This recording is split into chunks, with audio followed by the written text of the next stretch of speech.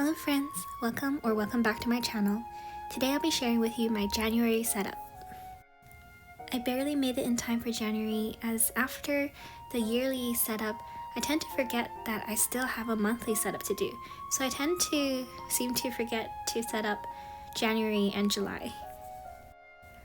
But despite setting this up in the last 2 days or so, over a very short period of time, maybe just about 2 to 3 hours in total for the entire setup, I actually really enjoyed this month's theme and setting up all the pages, and didn't really feel pressured despite the time limit.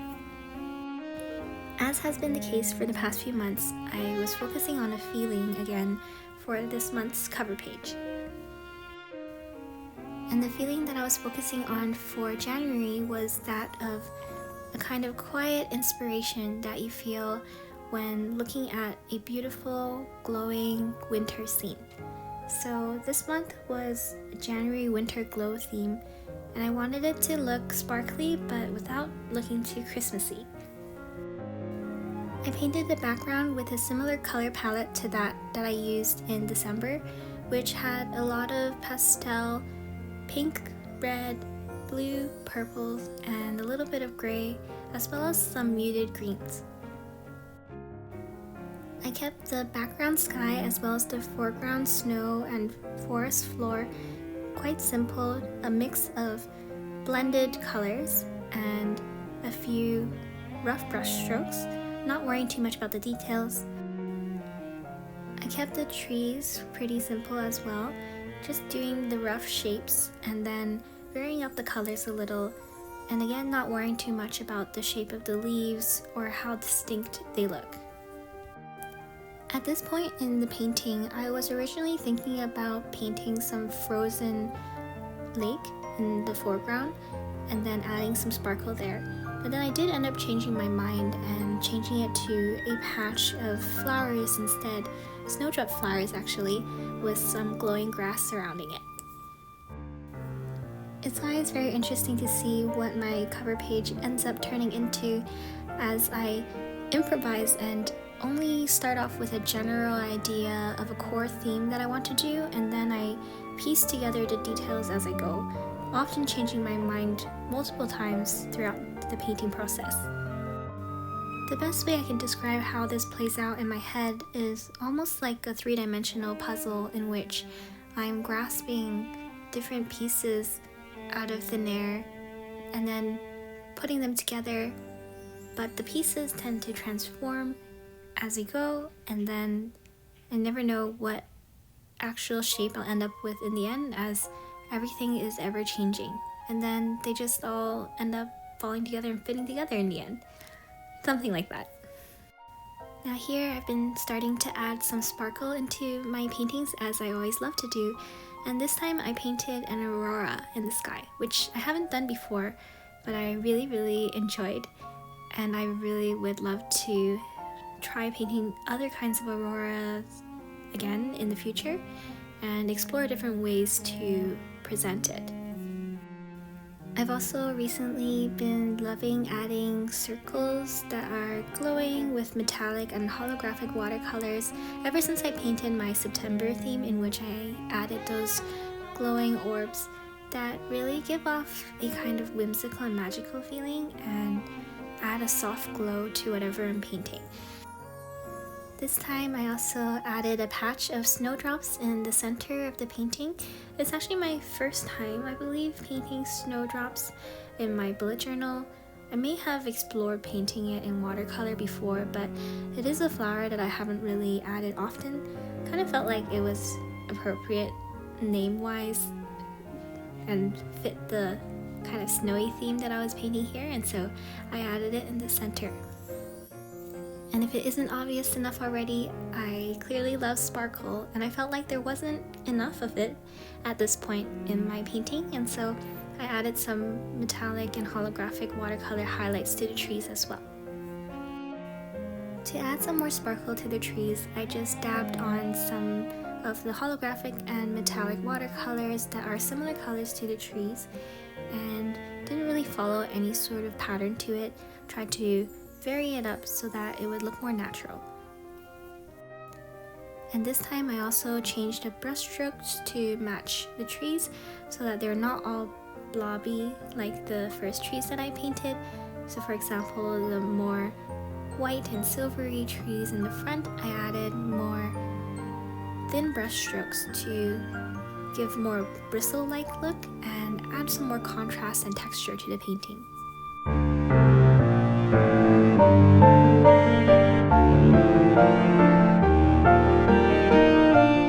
Here's a quick look at how it looks so far when it catches the light.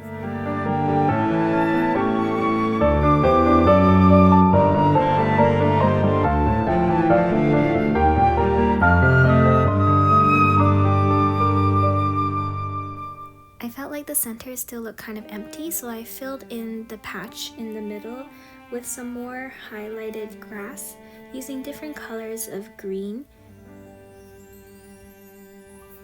And at this point, I knew that I was risking ruining the painting by adding too much, but then I still decided to add in a crescent moon and some stars and a little bit more additional sparkle.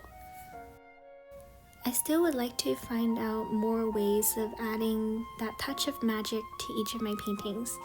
I'll continue to experiment and keep you posted as to what I like and don't like. This time it wasn't the most cohesive, but I still had fun. Next, I'm adding back in a large calendar for each of my monthly spreads.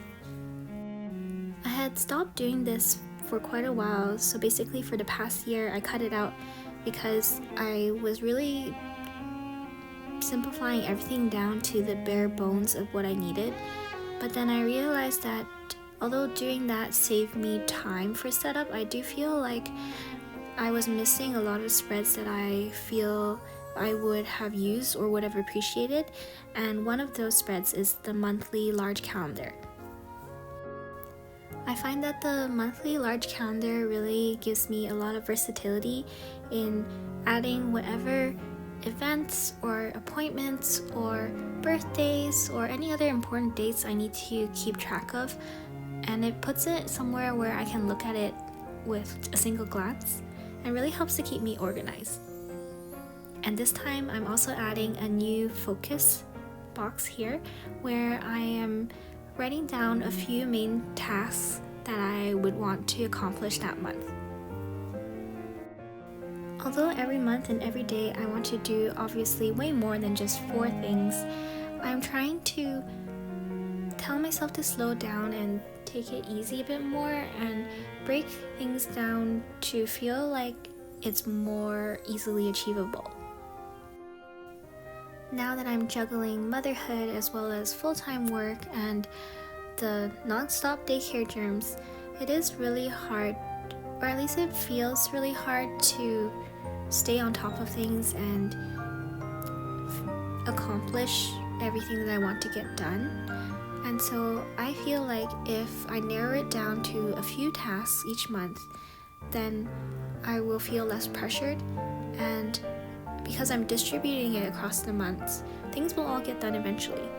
And if I do have the time and energy and I'm not sick and all that, then of course I can always do more. But for now, I'm going to trial the new system of taking a few items from my main master task list and distributing it across months. And maybe if I have more time, of course, like I mentioned, then I can distribute more across weeks as well. So I'll let you know how it goes breaking it into these kind of bite-sized pieces. Decoration-wise, aside from painting the cover page, I do still want my other spreads to look aesthetic because that really motivates me to use the pages. However, like I mentioned before, I don't really have time to paint the rest of the pages, and so I'm exploring using some more stickers, washi tape, pens, and markers. Though I do want to trial some more full calligraphy and brush lettering with each month as well, sometimes I just don't feel like I have the time or energy to look into that, and so it will just be very simple basic block lettering sometimes, which I think is fine as well. And though I love the clean look of rulered lines as well as brush pen lines in which it's made perfect by framing it with washi tape. But sometimes I just feel like that just takes way too much time, and so even though it's imperfect just doing it by hand, I will just trial this sometimes and try and be okay with my spreads not looking super clean and super perfect. After all, my bullet journal should be functional, and to me, of course, that needs the aesthetic piece, but I also don't want the aesthetic piece to outweigh functionality, and so if it's taking too long and being too tedious and I don't have the time or capacity for it, then I won't force myself to make it look perfect. So in this month's theme, the lines may be wobbly and my writing may be my usual chicken scratch, but I actually think that I found the right balance between making it look quite pretty and still being not requiring that much time to set up and being functional as well.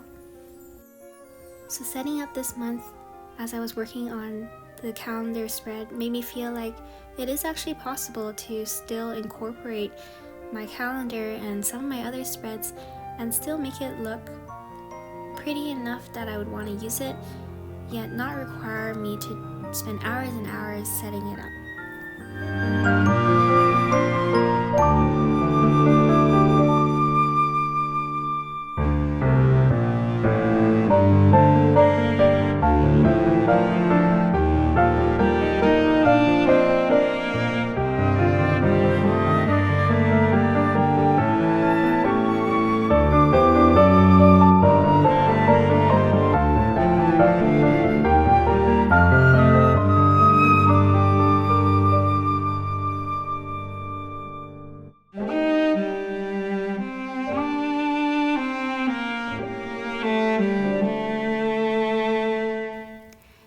Mistake of adding an extra day here where December 31st is part of this calendar, and that's okay, we'll just roll with it.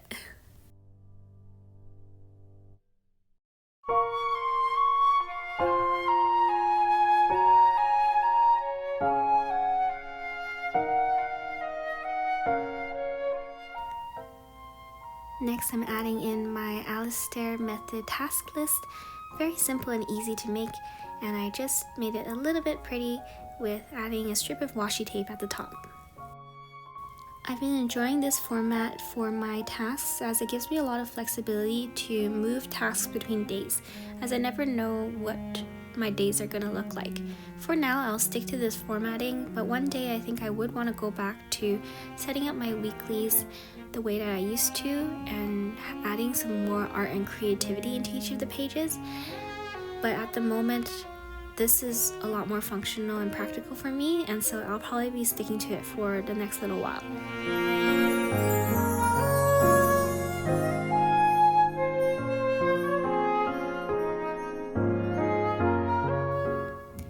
With my young daughter, I still need to keep track of her allergen exposures, exposing her to the common allergens once or twice a week, if possible 2 to 3 times a week if I can.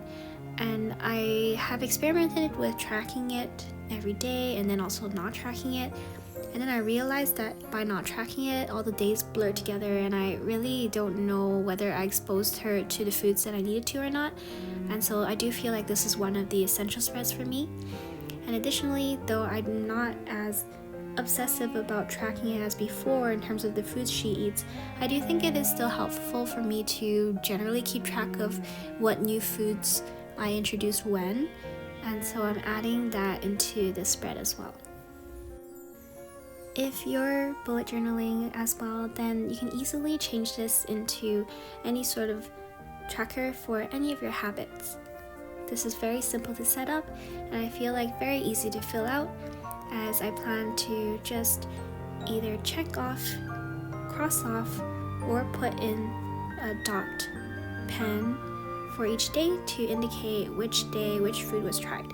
And it's very easy for you to do the same for any of your habits, and I feel like making it easy and simplifying it for yourself into a format like this makes it more likely for you to fill it out. At least that's the case for me. For some reason, I've always had trouble sticking to trackers, and I feel like I've needed to really make it as easy for me to fill out as possible for me to really stick to it. And over on the side here, I added a section for general meal ideas and meal planning. I do think I will eventually need a bigger spread for this, but I haven't quite figured out what kind of formatting and layout I need and how often I'm going to use it or how many pages. And so for now, I'm just leaving this little space for me to jot down a few notes, and then I will figure out what new spreads I will need for future months.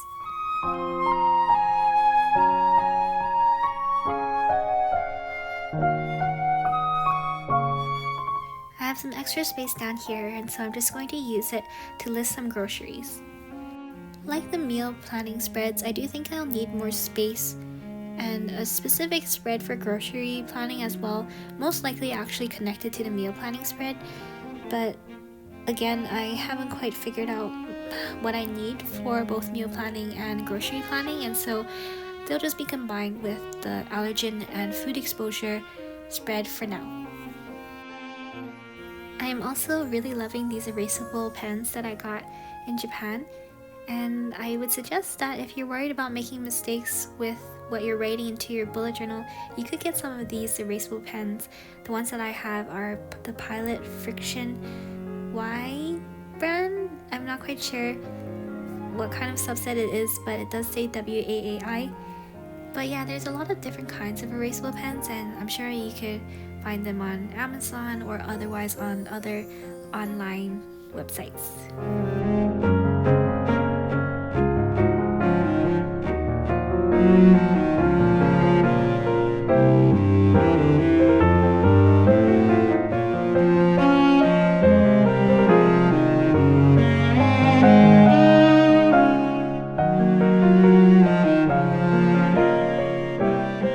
And now for a flip through.